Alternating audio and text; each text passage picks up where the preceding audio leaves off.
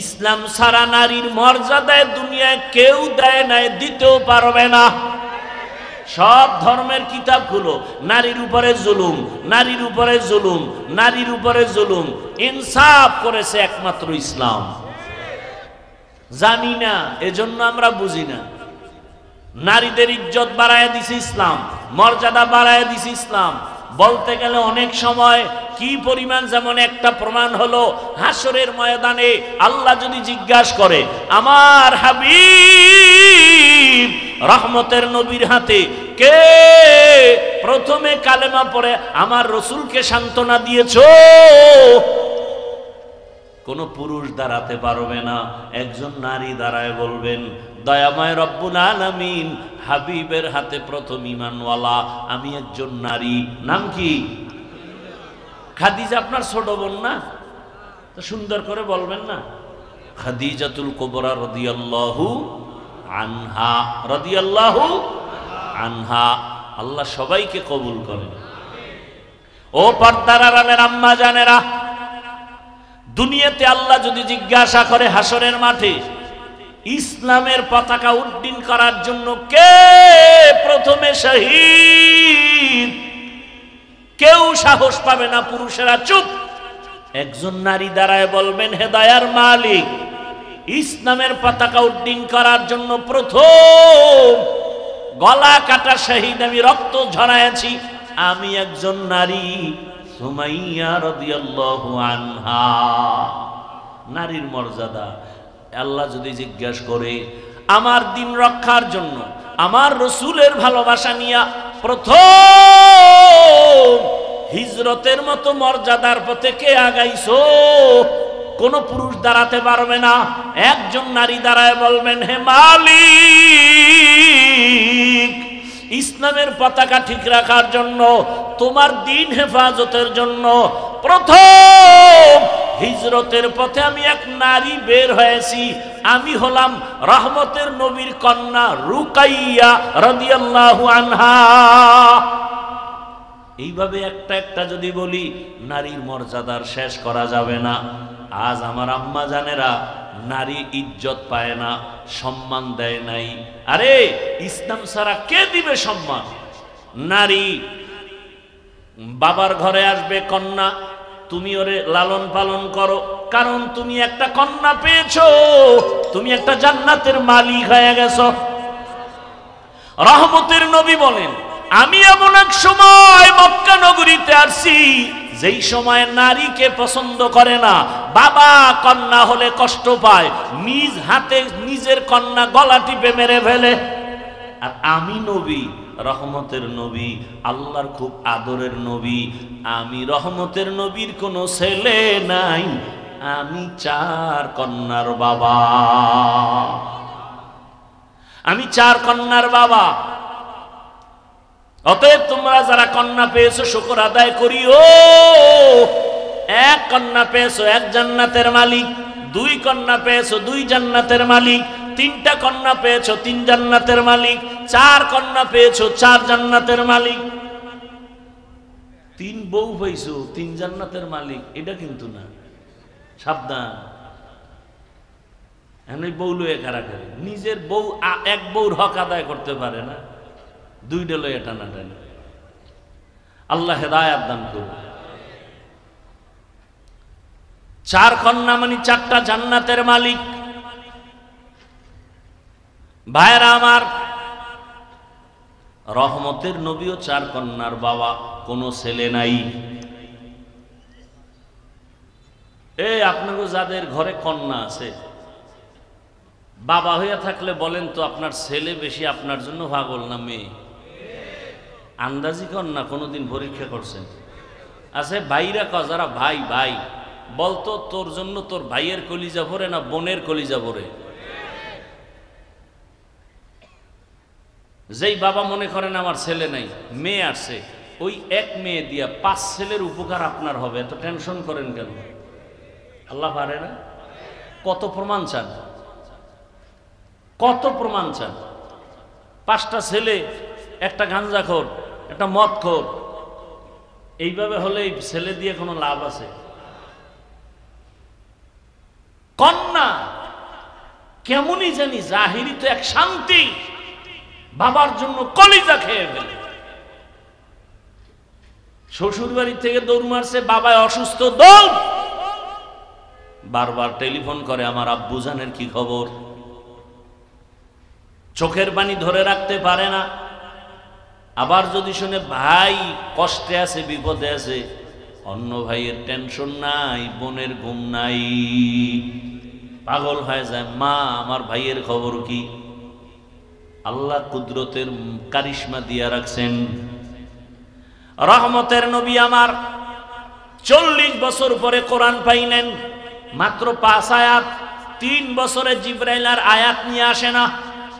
এরপরে আবার আসলেন, ইয়া আইয়ুহাল মুদ্দাসসির কুম ফাআনজির ওয়া রাব্বাকা ফাকাব্বির ওয়া সিয়াবাকা ফাতাহহির। এইভাবে অল্প অল্প করে কোরআন আসতে লাগছে। কয়দিন? এই কয়দিন? 23 দিন। 23 বছর লাগছে 250 গ্রাম কোরআন আইতে। তাও কার কাছে? সৃষ্টির শ্রেষ্ঠ মহাব্যক্তি, যার জেহেনের তুলনা নাই, জ্ঞানের তুলনা নাই, তার কাছে কোরআন আসতে লাগছে কয়দিন? আর সেই কোরআন আপনি রাইতে ভৈরা মুফাসসির দান করেন। তো আল্লাহ পাক 2 জিনিস দিলেন, কোরআন আর ব্যক্তি। নবী নাই, নবীর অবর্তমানে দায়িত্ব পালন করবে কারা? একমাত্র উলামায়ে কেরাম, একমাত্র উলামা। এই উলামায়ে কেরাম কোরআন সুন্নাহর আলোকে উম্মতকে পথ দেখাবেন, এবং এই পথ সঠিক এবং শ্রেষ্ঠ পথ। এর বাহিরের কোন পথ সঠিক না, শ্রেষ্ঠ না। আল্লাহ বুঝার তৌফিক দান করেন। আর এই পথ যেমন শ্রেষ্ঠ তেমন শান্তি, কষ্টও আছে। কেমন কষ্ট? কয় কষ্টের সাথে কোনো তুলনা নাই। সমস্ত আম্বিয়ায়ে কেরাম কঠিন থেকে কঠিন পরীক্ষার সম্মুখীন হলেন। যেমন আপনার আমার রহমতের নবী, আল্লাহ তাকে যখন দুনিয়ায় পাঠাইছেন, জমিনের মানুষ ছিল বড় নাপাক, মক্কার মানুষ বড় নাপাক, অথচ মক্কার মতো ঘর সেখানে দাঁড়ানো। যেই বাইতুল্লাহর দিকে তাকাইলেই সওয়াব, তাকাইলেই সওয়াব, তাকাইলেই সওয়াব। ইন্না আউওয়ালা বাইতিন উযিআ লিন-নাস লাল্লাযী বিবাক্কাতা মুবারাকাও ওয়া হুদা, মুবারাকাও ওয়া হুদান লিল আলামিন। এত সুন্দর এক ঘর, তাকায় থাকবেন শুধু সওয়াব আর সওয়াব। সেই বাইতুল্লাহর পাশের মানুষ দুনিয়ার নষ্ট, চরিত্রহীন। আর সেই সমাজে আসলো কে? পৃথিবীর শ্রেষ্ঠ চরিত্রবান আখলাকি রসুল মক্কা নগরীতে আসছেন। আসার পরে নবী সবার সাথে হাসি মুখে কথা, মানুষের বুকে লাগায়, গালি দেয়। নবী গালি দেন না, জবাব দেন না, বরং তাকে বুকে লাগায় আলিঙ্গন করেন। রহমতের নবী আমার দীর্ঘ 40 বছর পর্যন্ত কাউকে বলে না নামাজ পড়ো, রোজা রাখো, জিকির করো, তেলাওয়াত করো, কালেমা পড়ো, কিচ্ছু বলে না। নবী কথা বলতেছেন, সবার অন্তরে বিশ্বাস, এত ভালোবাসা। সবাই কয় মুহাম্মদ। এক পর্যায়ে গিয়া বলে, মুহাম্মদের বিরোধিতা যাই করি, মুহাম্মদের মতো সত্যবাদী আর কেউ নাই। 40 বছর পরে আল্লাহ তাআলা হেদায়েতের বাণী দিলেন, কোরআন। জিবরাইল আমিনকে নিয়ে পাঠাইলেন, কোরআনের প্রথম 5টা আয়াত নিয়ে পাঠাইলেন।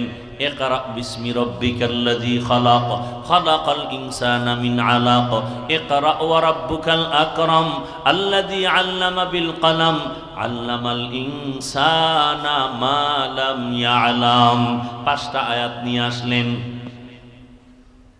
মাত্র 5 আয়াত নিয়ে হেরা গুহায় ঢুকলেন। রসুলের সিনার সাথে জিবরাইল আমিনের সিনা লাগাইয়া হালকা চাপ দিয়া বললেন, ইকরা, হে রসুল আপনি পড়েন। সবাই অনেক তরজমা আপনারা দেখবেন ব্যানারে, ইকরা বিসমি রব্বিক, পড়ো তোমার প্রভুর নামে হে রসুল। আমি তর্জমা করেছি, হে রাসূল পড়ুন আপনি আপনার রবের নাম। ওলামায়ে কেরাম লিখেছেন, রব শব্দের অর্থ প্রভু বললে হক আদায় হয় না। রব শব্দের অর্থ এক শব্দে হবে না, এক বাক্য দিয়ে রবের তর্জমা হবে। কেমন? বলে রব হলেন তিনি সমস্ত প্রাণীদের প্রয়োজনের অগ্রিম আয়োজন করেন যিনি, তিনি হলেন রব। যখন এক চাপ দিলেন নবী বললেন মা আনা বিকারিন, আমি পড়তে জানি না। আর একটা চাপ দিলেন নবী বললেন আমি পড়তে জানি না। কয় চাপ হলো? এইবার শেষবারে খুব জোরে চাপ দিছেন নবী। এবার পড়তে জানি না তাও বলেন নাই, পড়তে জানি তাও বলেন নাই। নবী বলেন আমার উপরে মৌতের কষ্ট শুরু হয়ে গেল, সীমাহীন জ্বর। জিব্রাইল চাপ দিয়ে চলে গেল। আমি বের হয়ে গেলাম ঘরে, খাদিজার ঘরে। খাদিজার ঘরে গিয়া নবী বললেন জাম্মিলুনি জাম্মিলুনি, আমাকে কম্বল দিয়ে আবৃত করে নাও। কম্বল দিয়া খাদিজা আবৃত করে নিছেন। নবী সব ঘটনা শুনাইলেন। শুনাইয়া এরপরে নবী গুনগুন করে কান্না করেন। খাদিজা বলেন ইয়া রাসূলুল্লাহ, আপনি কাঁদেন কেন?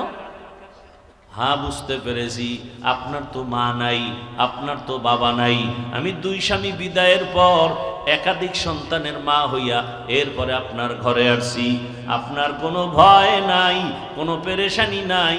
আপনি ভাবতেছেন ঘর ওলি যদি আপনাকে সাপোর্ট না দেয় তাহলে দাওয়াতের ময়দানে কিভাবে যাবেন? এর মাঝখানে অনেক কথা। রহমতের নবীকে এই ঘটনার পরে খাদিজাতুল কুবরা চলে গেলেন তার চাচাতো ভাই ওয়ারাকা বিন নাওফেলের কাছে। গিয়ে কয় দেখেন রহমতের নবীর এই হালাত। তিনি ইনজিলের বড় হাফেজ, সব কিছু ডিটেল জানায় দিলেন। হ্যাঁ আপনি তো সত্য নবী, ইনজিলে ভবিষ্যৎবাণী দেওয়া আছে, আপনার উপর আপনার বংশের লোকের হামলা শুরু হবে, অনেক কথা। সর্বশেষ রহমতের নবী আম্মাজান খাদিজা সাপোর্ট দিয়ে কালেমা পড়ে মুসলমান হয়ে গেলেন, ঈমান এনে ফেললেন। ইসলামের ইতিহাসের পৃষ্ঠায় রহমতের নবীর হাতে প্রথম কালেমাওয়ালা ব্যক্তি একজন নারী, তিনি হলেন খাদিজা রাদিয়াল্লাহু আনহা। নারীর সম্মান বলে ইসলাম দেয় নাই, এই জন্য জুলাই স্বাধীনের পরেও আবার আম্মাজানেরা রাস্তায় আন্দোলনে নামে। আবার ওদের পেছনে কিছু চরিত্রহীন লম্পটেরা সাপোর্ট দেয়, আছে না নাই? আল্লাহর জাতের কসম, ইসলাম ছাড়া নারীর মর্যাদায় দুনিয়ায় কেউ দেয় নাই, দিতেও পারবে না। সব ধর্মের কিতাবগুলো নারীর উপরে জুলুম, নারীর উপরে জুলুম, নারীর উপরে জুলুম। ইনসাফ করেছে একমাত্র ইসলাম। জানি না, এজন্য আমরা বুঝি না। নারীদের ইজ্জত বাড়ায় দিছে ইসলাম, মর্যাদা বাড়ায় দিছে ইসলাম। বলতে গেলে অনেক সময় কি পরিমাণ, যেমন একটা প্রমাণ হলো হাসরের ময়দানে আল্লাহ যদি জিজ্ঞাসা করে আমার হাবিব রহমতের নবীর হাতে কে প্রথমে কালেমা পড়ে আমার রসুলকে সান্ত্বনা দিয়েছো, কোন পুরুষ দাঁড়াতে পারবে না, একজন নারী দাঁড়ায় বলবেন দয়াময় রব্বুল আলামিন হাবিবের হাতে প্রথম ঈমানওয়ালা আমি একজন নারী। নাম কি? খাদিজা আপনার ছোট বোন না? তো সুন্দর করে বলবেন না, খাদিজাতুল কুবরা রাদিয়াল্লাহু আনহা, রাদিয়াল্লাহু আনহা। আল্লাহ সবাইকে কবুল করেন। ও পর্দার আড়ালের আম্মা জানেরা, দুনিয়াতে আল্লাহ যদি জিজ্ঞাসা করে হাসরের মাঠে ইসলামের পতাকা উড্ডীন করার জন্য কে প্রথমে শহীদ, কেউ সাহস পাবে না, পুরুষেরা চুপ। একজন নারী দাঁড়ায় বলবেন হে দয়ার মালিক, ইসলামের পতাকা উড্ডীন করার জন্য প্রথম গলা কাটা শহীদ, আমি রক্ত ঝরাইছি, আমি একজন নারী সুমাইয়া রাদিয়াল্লাহু আনহা। নারীর মর্যাদা আল্লাহ যদি জিজ্ঞাসা করে আমার দিন রক্ষার জন্য আমার রসুলের ভালোবাসা নিয়া প্রথম হিজরতের মতো মর্যাদার পথে কে আগাইছো, কোন পুরুষ দাঁড়াতে পারবে না। একজন নারী দাঁড়ায় বলবেন, হে মালিক,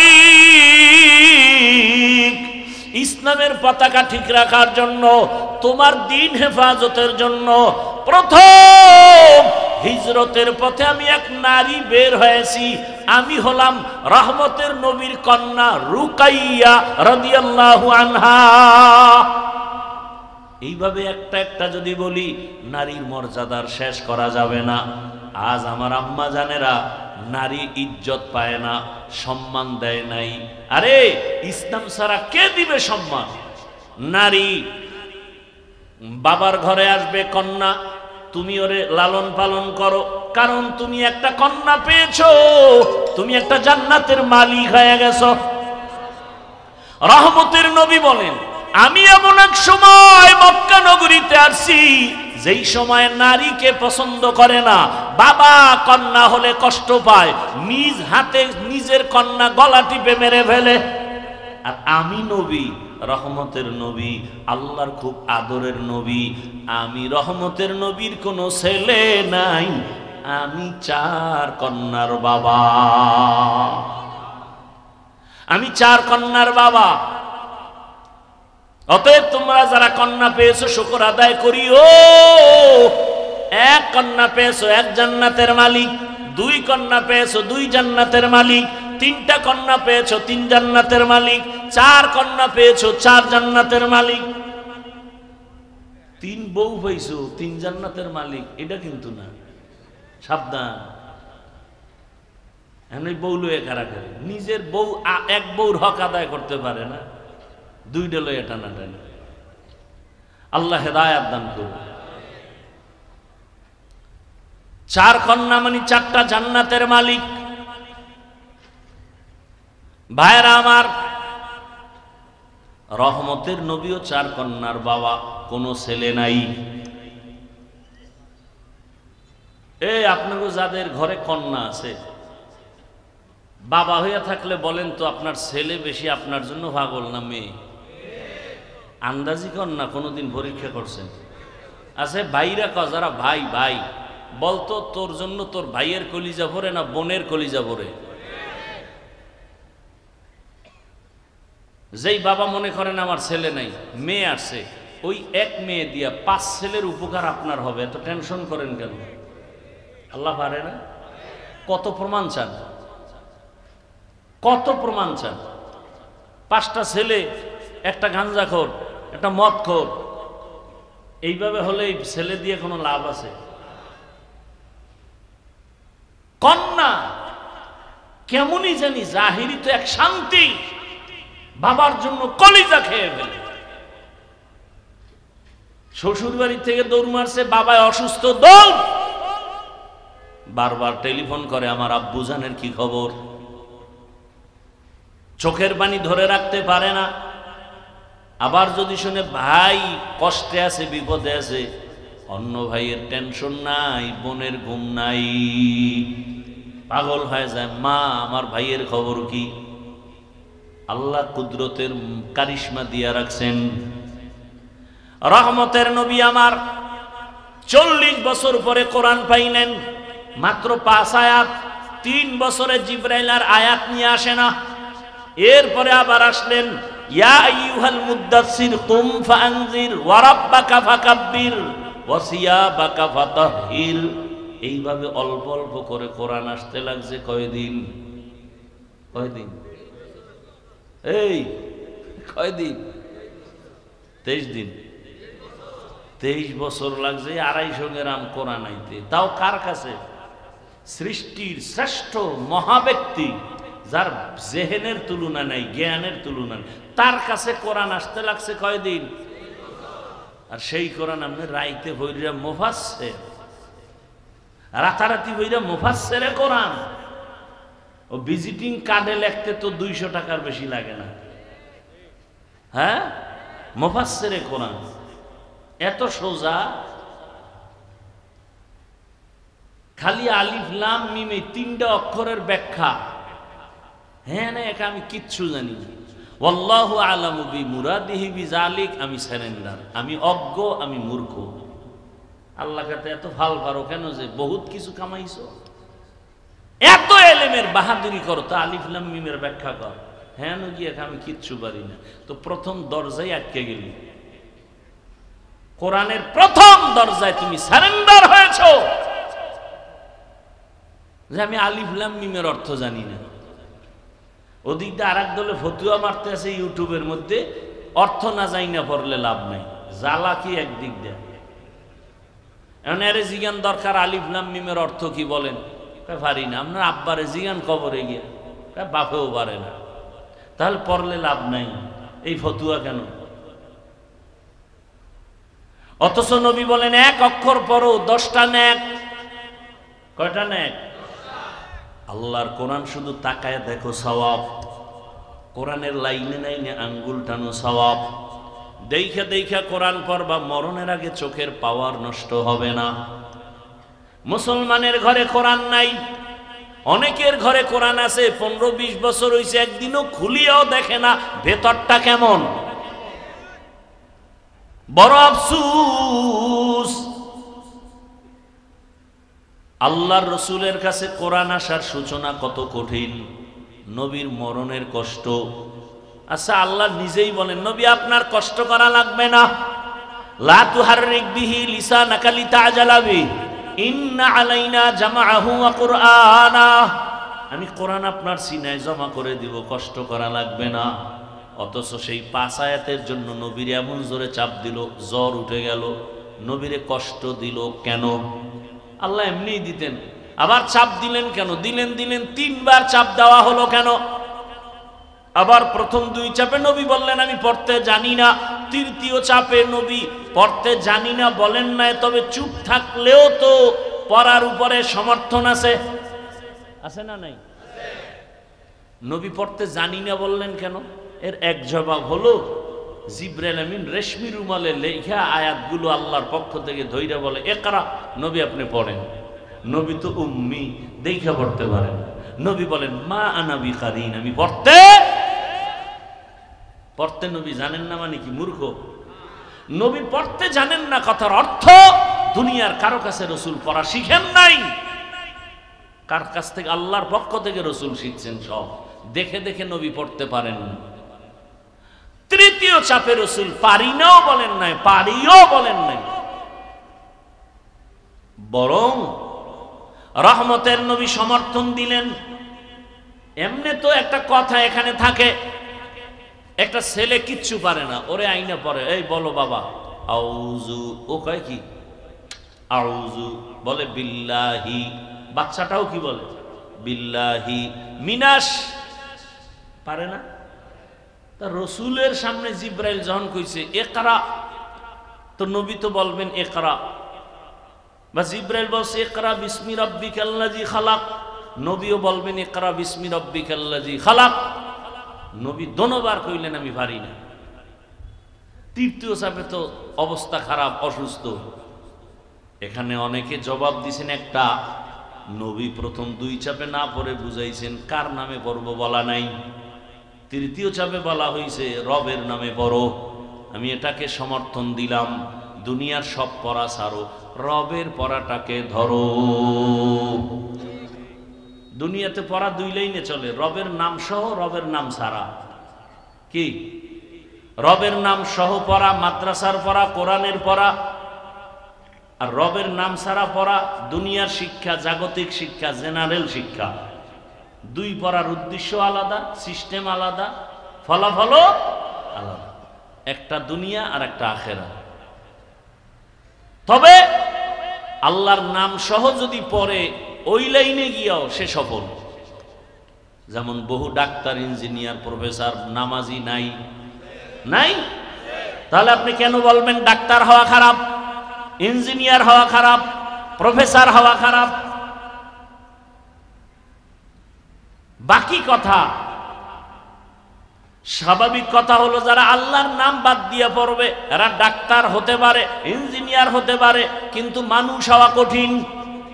মানুষ হওয়া, যেমন এমবিবিএস ডাক্তার হইছে তাসলিমা নাসরিন, মানুষ হতে পারে নাই।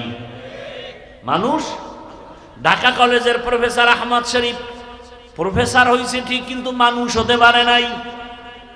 মানুষ হতে হলে লাগবে আল্লাহর কোরআনের ছোঁয়া। এখন অনেকে বলবে আমরা স্কুল কলেজে যারা পড়ি আমরা কি মানুষ না? তুমি মানুষ কি না, না অলুমান? এটার জন্য প্রশ্ন হলো, তুমি জানোনি ও স্কুল কলেজের ছেলে মেয়েরা, ভাই বোনেরা, জানোনি মাকে বিবাহ করা হারাম? জানেনি? বলেন না কেন? জানে। বিয়া ছাড়া সন্তান জন্ম দেওয়া হারাম, জানেনি? যদি বলেন জানে, তাহলে আমার জবাব হলো তারা মানুষ। কিন্তু প্রশ্ন আবার থেকে যায়, কি ওরা যে জানলো মাকে বিবাহ করা হারাম, বিয়া ছাড়া সন্তান জন্ম দেয়া হারাম, এটা কি কলেজের বই ভুইরা জানছে? হ্যাঁ, অবশ্যই কোনো না কোনো ভাবে আল্লাহর কোরআনের ছোঁয়া পেয়েই জানছে। তাহলে ফাইনাল অ্যান্সার কি? মানুষ হওয়ার শিক্ষাই হলো কোরআনের আলোর শিক্ষা। কোরআনের ছোঁয়া ছাড়া মানুষ হওয়া যায় না। এই জন্য ডাক্তার নামাজ পড়ে কেন? তাবলিগের ছোঁয়া লাগছে, খাঁটি আল্লাহওয়ালার নজর লাগছে, কোরআন পড়তে পারে, এই জন্য সে ডাক্তার হইয়াও নামাজ পড়ে, ইঞ্জিনিয়ার হইয়াও নামাজ পড়ে, কলেজের প্রফেসর হলেও নামাজ পড়ে, উকিল হইয়াও নামাজ পড়ে, চাকরি করে নামাজ পড়ে, র্যাব আর্মি পুলিশ বিডিআর হইয়াও নামাজ পড়ে, ওসি ডিসিএসপি হওয়ার পরেও নামাজ পড়ে। কেন? বলে কোরআনের ছোঁয়া লাগছে, তাবলিগের মাধ্যমে, আল্লাহওয়ালাদের মাধ্যমে, আলেম ওলামাদের মাধ্যমে।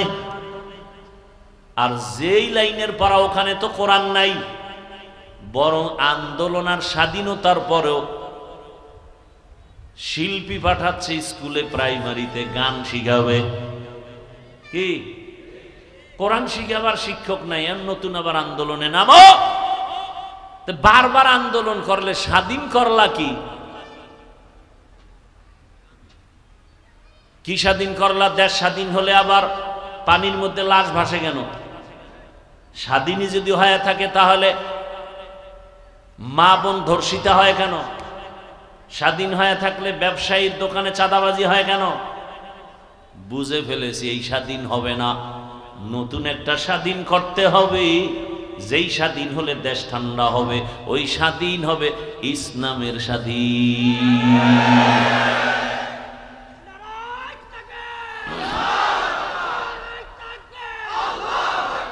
কিসের স্বাধীন? এই একটা স্বাধীন বাকি আছে, এটা কিসের স্বাধীন? এই ইসলামের স্বাধীন না হওয়া পর্যন্ত এই জমিনে শান্তি আসবে সম্ভব? রাগ করতেছেন না? আল্লাহ হেদায়াত দান করুন। স্বাধীন হয়েছে, এখনো ওয়াজে বাধা কেন? আর জনগণের বইলে দিছি, যে বাধা দেয় ওর নাম ঠিকানা ভিডিও করে আমুক কাছে দাও, ওই জালেমের সাইজ করার জন্য আন্দোলনে নেমে যাবো আবার। আল্লাহ হেদায়াত দান করুন।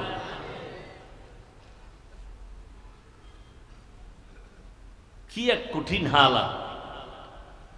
তাহলে এই আল্লাহর মানুষ, আল্লাহর আইনে মানুষ হওয়ার শিক্ষা, এটা মাদ্রাসার শিক্ষা।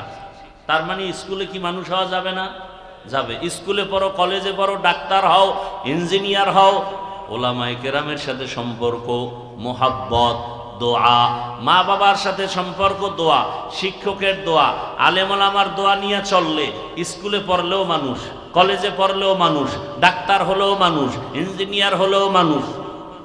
মূল ফ্যাক্টরি মাদ্রাসা, মূল। বাকি আমরা চাই কলেজেও কোরআনের আয়াতের তেলাওয়াত চালু হয়ে যাক। কি বলেন? আমরা চাই ওখানেও কোরআনের শিক্ষা চালু হয়ে যাক। 100 নম্বরে পরীক্ষা হোক, তাহলে কলেজে পড়িয়া আমার বোন আর ধর্ষিতা হবে না। আল্লাহ বুঝার তৌফিক দান করেন। এই মাদ্রাসা আপনাদের অনেক মাদ্রাসার একটা মাদ্রাসা, যেই মাদ্রাসার বরকতে আপনারা এখানে আসছেন, আল্লাহ এই মাদ্রাসা কবুল করেন। মাদ্রাসা টিকায় রাখার জন্য আমাদের দোয়া করার দরকার আছে না নাই? সার্বিক সহযোগিতার প্রয়োজন আছে না নাই? আপনাদের কাছে ব্যাগ রুমাল নিয়ে যাবে, 1000, 500, 100 যা পারি আল্লাহর মোহাব্বতে একটু দান করি। আপনারা কোরআনের বাগানে দিবেন না তো কে দিবে? হিন্দুরা দিবে? বৌদ্ধরা দিবে?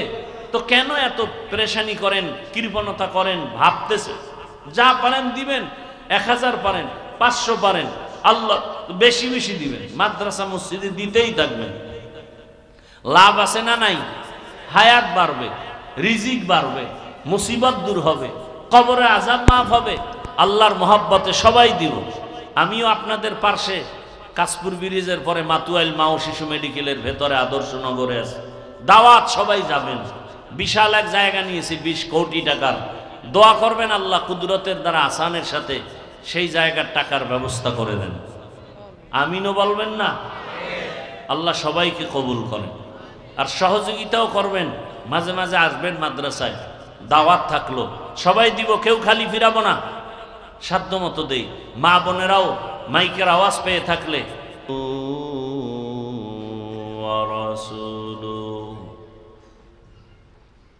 আল্লাহুম্মা সাল্লি আলা মুহাম্মাদিন নবিয়্যিল উম্মি ওয়া আলা আলিহি ওয়া সাল্লিম তাসলিমা। وبعد فأعوذ بالله من الشيطان الرجيم. بسم الله الرحمن الرحيم. اقرأ باسم ربك الذي خلق. خلق الإنسان من علق. اقرأ وربك الأكرم الذي علم بالقلم. علم الإنسان ما لم يعلم. وقال رسول الله صلى الله عليه وآله وسلم: خيركم من تعلم القرآن وعلمه. صدق الله مولانا العظيم وصدق رسوله النبي الأمي الكريم. ونحن على ذلك من الشاهدين والشاكرين والذاكرين. والحمد لله رب العالمين. سبحانك لا علم لنا إلا ما علمتنا إنك أنت العليم الحكيم. رب اشرح لي صدري ويسر لي أمري واحلل عقدة من لساني يفقه قولي. निगाह मोमिन से तो बदल जाती है तकदीर. निगाह मोमिन से तो बदल जाती है तकदीर. ये बंदा की कुव्वत नहीं कुदरत का इशारा. ये बंदा की कुव्वत नहीं कुदरत का इशारा. ऐ मर्द खिरद तर्क मासी की ज़रूरत. ऐ मर्द खिरद तर्क मासी की ज़रूरत. अब सोहबत सालेह की सवा कोई नहीं चारा. अब सोहबत सालेह की सवा कोई नहीं चारा. मरदूद है पीछे हमें खबर नहीं लेकिन. मरदूद है पीछे हमें खबर नहीं लेकिन. एक वक्त में हालाक जो अमाल है सारा. एक वक्त में हालाक जो अमाल है सारा. ला इलाहा इल्लल्लाह. ला इलाहा इल्लल्लाह. ला इलाहा इल्लल्लाह. ला इलाहा इल्लल्लाह. ला इलाहा इल्लल्लाह.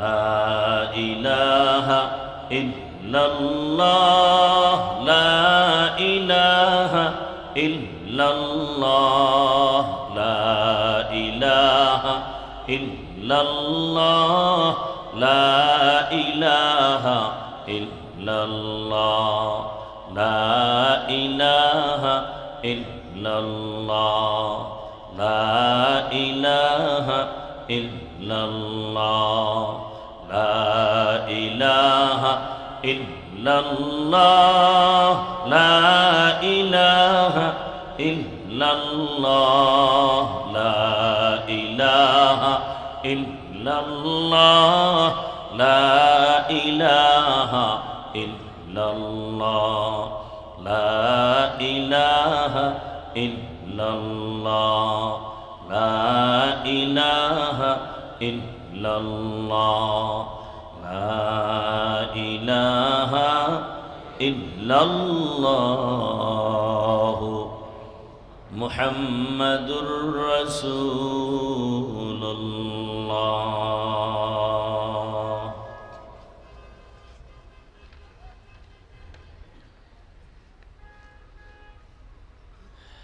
আল জামিয়াতুল আরাবিয়া হাজি আফিজউদ্দিন দারুল উলুম চাঁদপুর মাদ্রাসা এতিমখানার উদ্যোগে আয়োজিত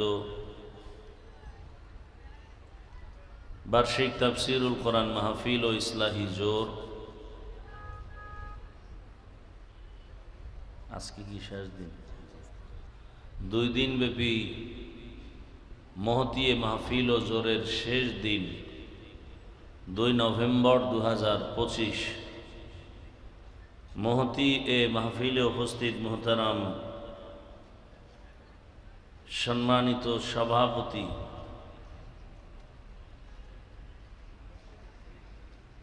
প্রধান অতিথি জনাব আলহাজ মোহাম্মদ সুরুজ মিয়া সাহেব, অন্যান্য অতিথিবৃন্দ, হযরত উলামায়ে কেরাম,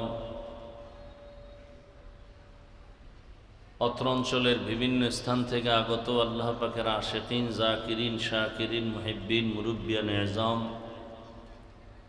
কলিজার টুকরা আমার সমবয়সী যুবক বন্ধুগণ, স্নেহের ছোট ভাই, পর্দার আড়ালে মাইকের আওয়াজ শ্রবণরতা সম্মানিতা মা ও বোনেরা, আল্লাহ পাকের দরবারে শুকর যে আল্লাহ পাক আমাদেরকে সুস্থ রেখেছেন, শুকর আদায় করি আলহামদুলিল্লাহ। জীবনের এক অমূল্য সম্পদের নাম সুস্থতা। টাকা পয়সা বাড়ি গাড়ি সব আছে, কিন্তু আমি আপনি অসুস্থ, জীবনের কোনো দাম।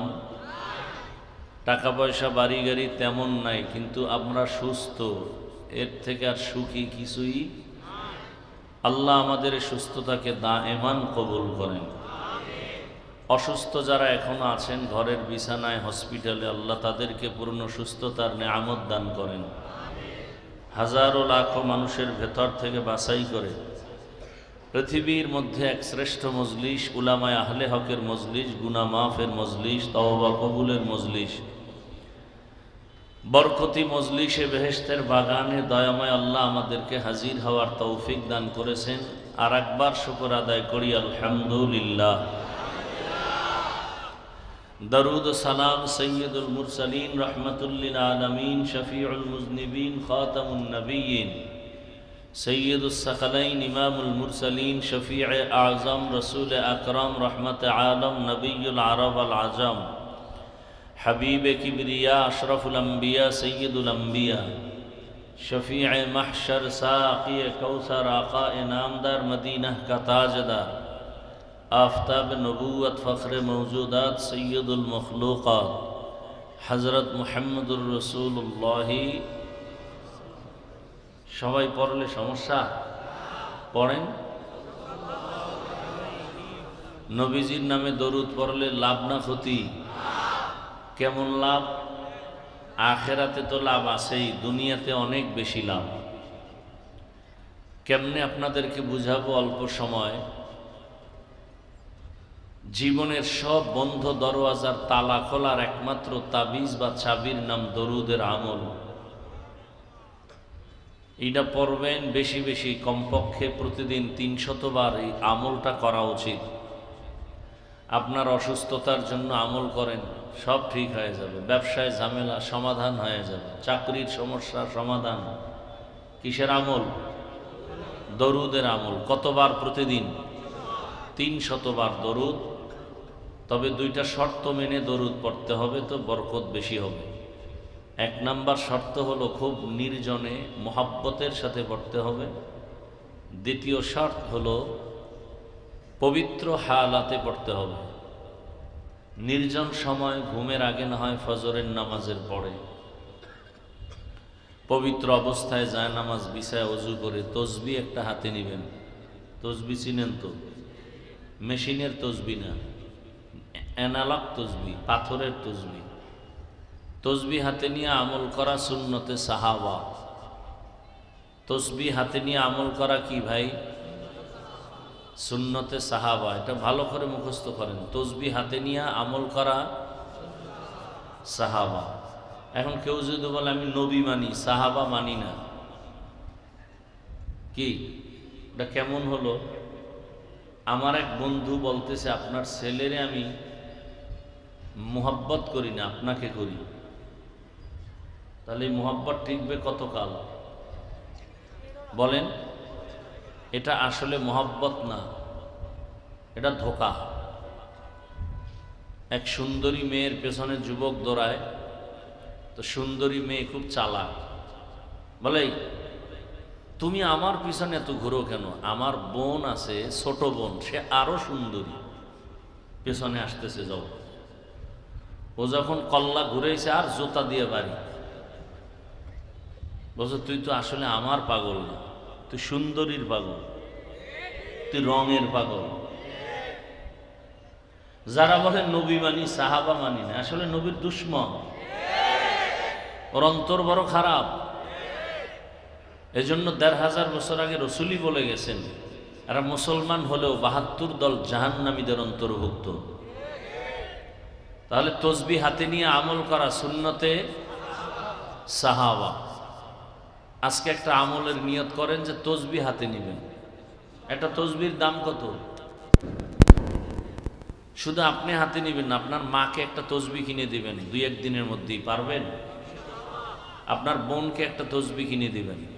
এক কথায় ঘরের সব মহিলাকে তসবিহ কিনে দিবেন। তসবিহ হাতে থাকলে একবারও কি আল্লাহর নাম আসবে না? আর বাথরুমে গিয়ে এটা টানাটানি করেন না, আবেগ কন্ট্রোল করতে হবে। তাহলে তসবিহ হাতে নিয়ে 300 বার দরুদের আমল। দুনিয়াতে উম্মতের জন্য সহজ এবং সব সময়ের জন্য একটা উত্তম আমল হলো দরুদের আমল। পাওয়ারফুল এবং পারফেক্ট। সময় থাকলে নামাজেরটা পড়বেন, সময় কম থাকলে ছোট অংশটা পড়বেন। সাল্লাল্লাহু আলাইহি ওয়া আলিহি ওয়াসাল্লাম। আল্লাহ আমাদের বেশি বেশি বেশি বেশি দরুদের আমল করার তৌফিক দান করেন। আমাদের আকাবিরিনরা লিখছেন, যদি অজু করে সবাই, আমরা যখন অজু করি, অজু করার পরে অজুর দোয়া আছে না নেই? দোয়া পড়ার পরে একবার দরুদ ইব্রাহিমী পড়বেন, যেটা আমরা নামাজে পড়ি। খেয়াল করতেছেন তো? দরুদ ইব্রাহিমীটা পড়ে হাতের তালুতে ফু দিবেন, ফু দিয়ে এরপরে চেহারাটা এভাবে মুছে দিবেন। লাভ হবে না ক্ষতি হবে? বাস লাভ হবে, দেখতে থাকবেন, আমার বলার দরকার নেই, অনেক লাভ।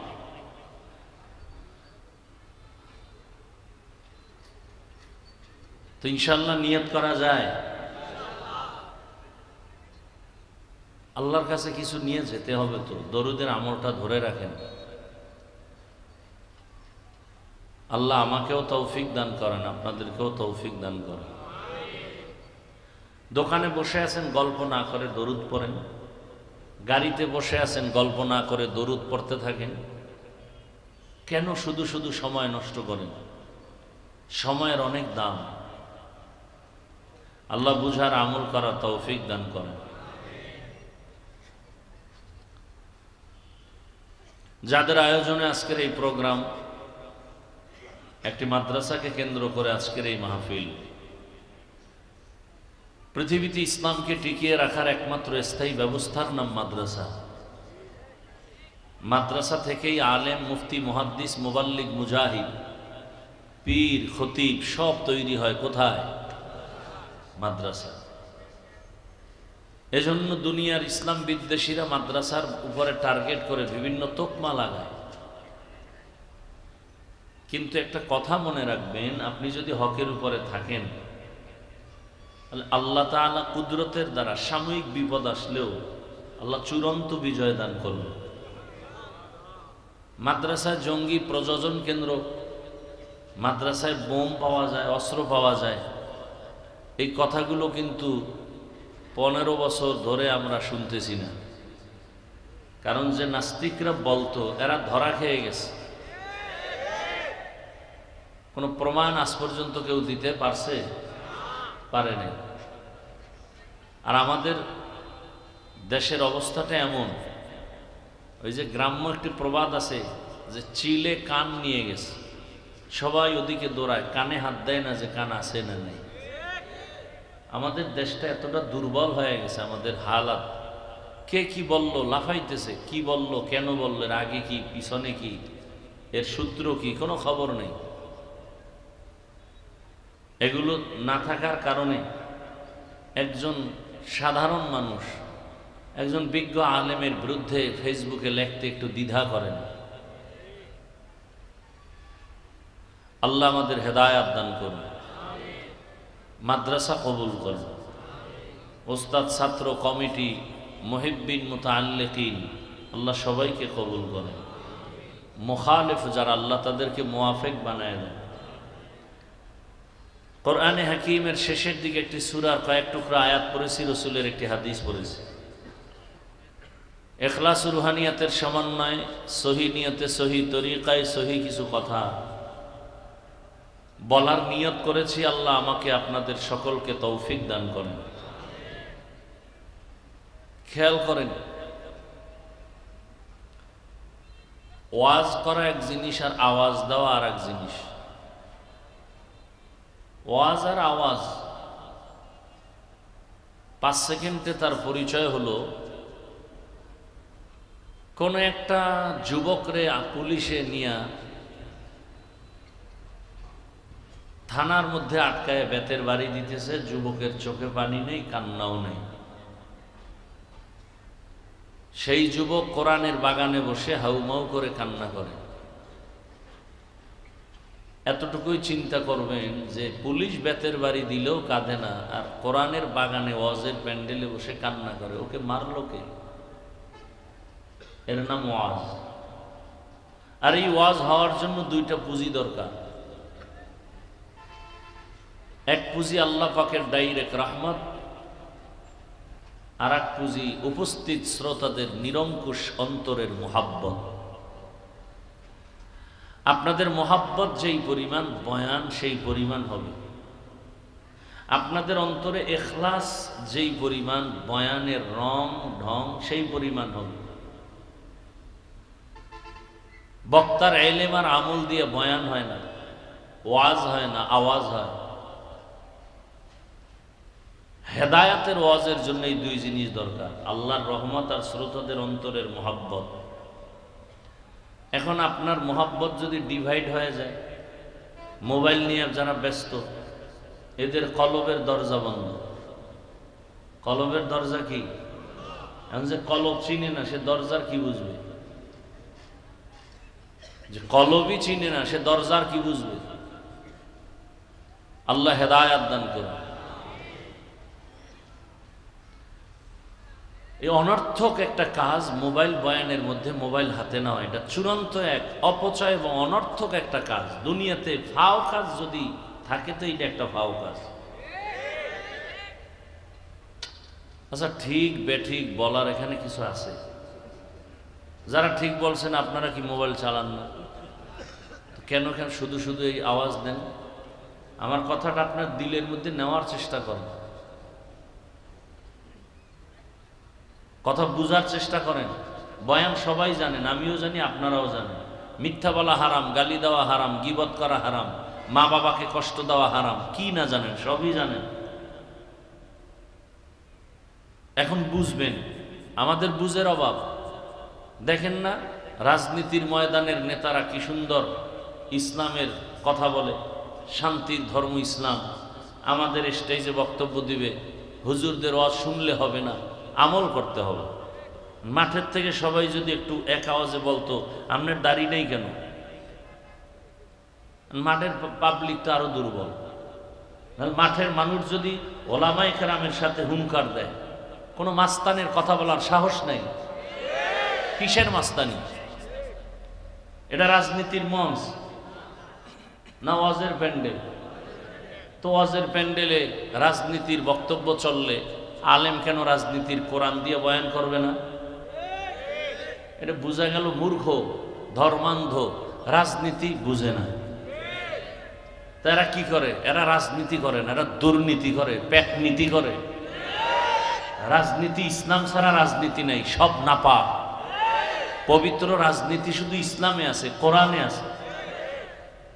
কথা বুঝেন নাই? আমগো ইসলাম কি দুর্বল নাকি? আমরা যে কোরআন মানি সে কোরআন দুর্বল? যে সব বিষয়ের সমাধান আছে, রাষ্ট্রের ব্যাপারে কোরআনে কিছু নাই, এদিক থেকে কোরআন দুর্বল। কি রাষ্ট্রনীতির ব্যাপারে ইসলাম দুর্বল? তো কেন বলেন ইসলামে রাজনীতি নাই? আবার বলে ধর্মের সাথে রাজনীতিকে টানবেন না। আমগো ধর্মই তো রাজনীতি। ফুল দিয়েন, ঘেরান টানবেন না ফুলের সাথে, মানি ঘেরান তো ফুল থেকে আলাদা করার জিনিস না। আর আলাদা যদি হয়ে যায় ফুল আর ফুল থাকে না। ধর্ম তো রাজনীতি, রাষ্ট্রনীতি নিয়েই আমাদের ধর্ম, অর্থনীতি নিয়েই আমাদের ইসলাম, সমাজনীতি নিয়ে আমাদের ইসলাম। ইসলাম তো সমাজনীতির বাইরে না। আমার ইসলাম তো রাজনীতির বাহিরে কিছু না, আমার ইসলাম তো অর্থনীতির বাহিরে কিছু না। সব কিছুর সমন্বয় ইসলাম। এটাকে আলাদা করবেন কিভাবে? আগুন পানি আলাদা করা যায়, চিনি পানি আলাদা করবেন কিভাবে? কি ধর্মের সাথে রাজনীতি, রাজনীতির সাথে ধর্মকে টানবেন না। চরম এক মূর্খতার পরিচয়। সুলাইমান পয়গম্বর গোটা দুনিয়া চালান নাই, সত্য কথা স্বীকার করেন। ইউসুফ নবী মিশরের অর্থমন্ত্রী ছিলেন না? বাদশাহ জুলকারনাইন গোটা দুনিয়া পরিচালনা করেননি? আমার রসুল মদিনার রাষ্ট্র চালান নাই? আবু বকর, ওমর, ওসমান, আলী রাষ্ট্র পরিচালনা করেন নাই? এগুলি ইসলামের বাইরে। কি বুঝাতে চান?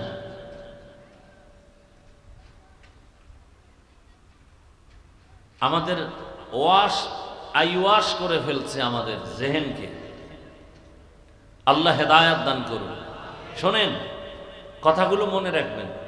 নামাজ পড়েন না এক জিনিস, বিরোধিতা করা ভিন্ন জিনিস।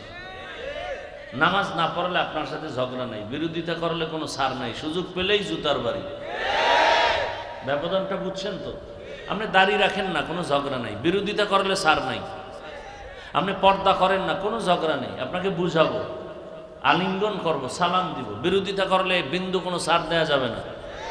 আপনি ইসলামের রাজনীতি করেন না, কোনো তর্ক বিতর্ক কিচ্ছু নাই, আপনাকে সালাম আমি দিব। কিন্তু ইসলামের রাজনীতির বিরুদ্ধে কথা বললে আর ছাড় দেওয়া যাবে না। কথাটা ক্লিয়ার বুঝাইতে পারছি? খোদায় বুঝ না দিলে আর কি করার। এজন্য বলছি, ওয়াজ আপনারা জানেন, বুঝের অভাব। বুঝ ঠিক হয়ে গেলে সে একজন জেনারেল লাইনের মানুষ বলবে না, আমি নামাজ ছাড়তে পারি না, রোজা ছাড়তে পারি না, দাড়ি কাটতে পারি না। সমস্যা কি? সে মাদ্রাসায় পড়ছে, তো সে দাড়ি রাখছে কেন? তার বুঝ ঠিক হয়ে গেছে।